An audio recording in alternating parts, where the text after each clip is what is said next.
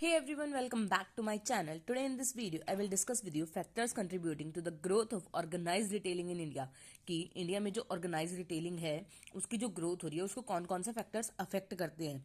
इससे पहले वाली वीडियो में मैं आपके साथ ऑर्गेनाइज रिटेलिंग का मीनिंग और उसके फीचर्स शेयर कर चुकी हूँ। मैं उसका लिंक डिस्क्रिप्शन में डाल दूंगी, अगर आप चाहते हैं तो आप वहां से चेक कर सकते हैं।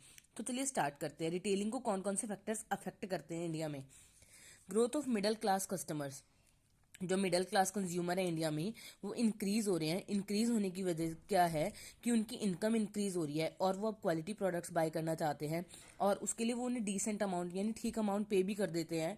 ऑल्सो ऑर्गेनाइज रिटेलर्स जो हैं वो उन्हें अच्छा अमाउंट प्रोवाइड करते हैं जिसमें सर्विसेज भी इंक्लूड होती है और चीपर प्राइस पे अवेलेबल कराते हैं। इसीलिए ये एक फैक्टर है जो ऑर्गेनाइज रिटेलिंग की ग्रोथ को अफेक्ट कर रहा है।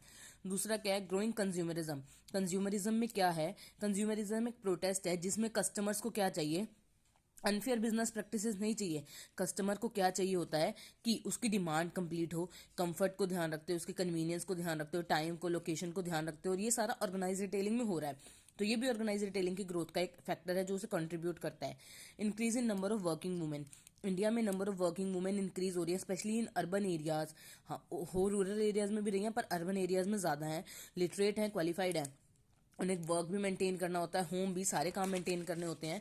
तो वो लोग क्या करते हैं, एक ही रूफ के अंदर से जहां उन्हें सारा सामान मिल जाए वो अवेलेबल हो जाता है, तो वो ऑर्गेनाइज स्टोर्स में अवेलेबल हो जाता है।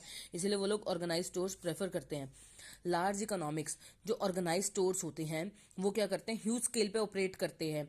तो वो डायरेक्टली सामान मैन्युफैक्चर से परचेज करते हैं जिसकी वजह से मिडल मैन वगैरह कम हो जाते हैं और उनकी बार्गेनिंग पावर अच्छी हो जाती है। तो वो ज़्यादा सामान परचेज करते हैं, तो वो कस्टमर को सारी सर्विसेज ऐड करके भी अगर सामान प्रोवाइड कराते हैं तो वो उनके लिए ईजी होता है, चीप होता है और कस्टमर उससे खुश हो जाता है। उसे अमाउंट जो है रीजनेबल प्राइस पर एक ही रूफ के अंदर मिल जाता है। आज के टाइम में जो एरा है, लोग अपना टाइम स्पेंड नहीं करना चाह रहे, ज़्यादा वेस्ट नहीं करना चाहते इन चीज़ों में, तो वो लोग क्या करते हैं, एक ही एरिया से खरीद लेते हैं। डेवलपिंग रूरल सेक्टर, इंडिया में रूरल सेक्टर भी डेवलप हो रहा है। रूरल सेक्टर डेवलप्ड होने की वजह से लोगों को एम्प्लॉयमेंट अपॉर्चुनिटीज मिल रही हैं, जिसकी वजह से भी क्या हो रही है, हमारी जो ग्रोथ हो रही है ऑर्गेनाइज रिटेलिंग की बहुत रैपिडली हो रही है। कॉर्पोरेट सेक्टर, इंडिया में बहुत सारे कॉर्पोरेट सेक्टर ओपन हो चुके हैं, जैसे रिलायंस हो गया, टाटा हो गया, फ्यूचर ग्रुप्स हो गए। इसकी वजह से लोगों के अंदर पोटेंशियल आ गया, कंपटीशन आ गया रिटेलिंग इंडस्ट्रीज में, जिसका बेनिफिट लोगों को मिल रहा है कि उन्हें सामान अच्छी क्वालिटी का मिल रहा है और चीपर प्राइस पे अवेलेबल हो रहा है।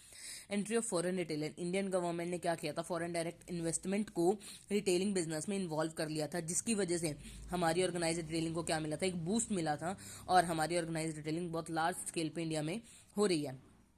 टेक्नोलॉजी, ऑर्गेनाइज रिटेलिंग जो है वो क्या करती है, लेटेस्ट टेक्नोलॉजी का यूज करती है। सप्लाई चेन मैनेजमेंट हो गया, सीएसएम कस्टमर रिलेशनशिप मैनेजमेंट हो गया, सीआरएम, और मार्केट इंफॉर्मेशन सिस्टम को यूज करती है, जिसकी वजह से लेटेस्ट टेक्नोलॉजी होने की वजह से सामान इजीली अवेलेबल हो जाता है, कस्टमर को टाइम टू टाइम इन्फॉर्मेशन मिल जाती है न्यू प्रोडक्ट्स की।